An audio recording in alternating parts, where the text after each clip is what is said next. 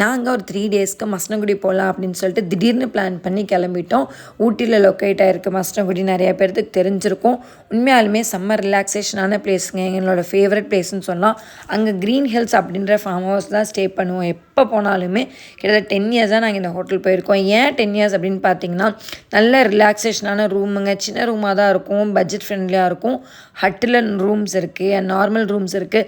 ஃபேமிலியோட போகிறோம் அப்படின்னா ஒரு 4 பீப்புள் ஸ்டே பண்ணுற மாதிரி இருக்குது. டார்மெட்ரி ஒரு 10 பீப்புள் போனாலும் ஸ்டே பண்ணுற மாதிரி இருக்கும். ஸோ நமக்கு தகுந்த மாதிரி ரூம்ஸ் எல்லாம் இருக்கும். ஃபுட்டு செமையாக இருக்கும்.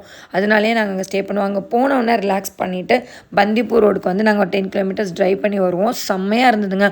போகிற வழியில் யானை பார்த்தேன். யானையோட தும்பிக்கை தூக்கி போட்டால் நம்ம கார் மேலே தான் வந்து விழுகும். அந்தளவுக்கு ஒரு டிஸ்டன்ஸில் பார்த்தோம், பட் சேஃபாக தான் பார்த்தோம். போகிற வழியில் வந்து பார்த்தீங்கன்னா நிறைய மான் இருந்தது, யானை சிங்கிளாக இருந்தது. ரிட்டன் வரும்போது பார்த்திங்க அப்படின்னா அப்படியே ஹோல் பஞ்சாக ஃபேமிலியாக இருந்தாங்க. நிறையா இருந்தது, குட்டி பெருசு மீடியம் அந்த மாதிரிலாம் நிறையா இருந்தது. ஈவினிங் ஆகிடுச்சு. ஸோ ரிட்டன் வர வழியில் நைட்டே ஆகும்போது பைசனை ஸ்பாட் பண்ணோம். செமையாக இருந்த ஒரே ஒரு பைசன் வந்து நல்லா மசில்ஸோடு இருந்தார்.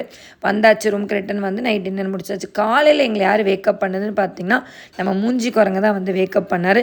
சார் போட்டு தடபுடலாக உருட்டி எடுத்துட்டார். நாங்களும் காலையில் பிரேக்ஃபாஸ்ட் பண்ணலான்னு சொல்லிட்டு வெளில வந்துட்டோம். இங்கே பார்த்தீங்கன்னா ஒரு 4 டாக்ஸ் இருக்குங்க. 4மே வந்து லேப்ரடார் ப்ரீட் தான். செம்மையாக விளையாடுவானுங்க, செம்ம யூசர் ஃப்ரெண்ட்லியாக இருப்பாங்க.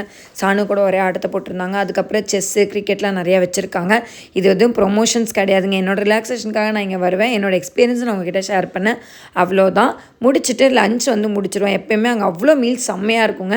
போனீங்கன்னா ட்ரை பண்ணி பாருங்கள். முடிச்சுட்டு நாங்கள் நேராக கோயம்புத்தூர் கிளம்பி வந்தோம். செம்ம ரிலாக்ஸேஷனாக இருந்ததுங்க.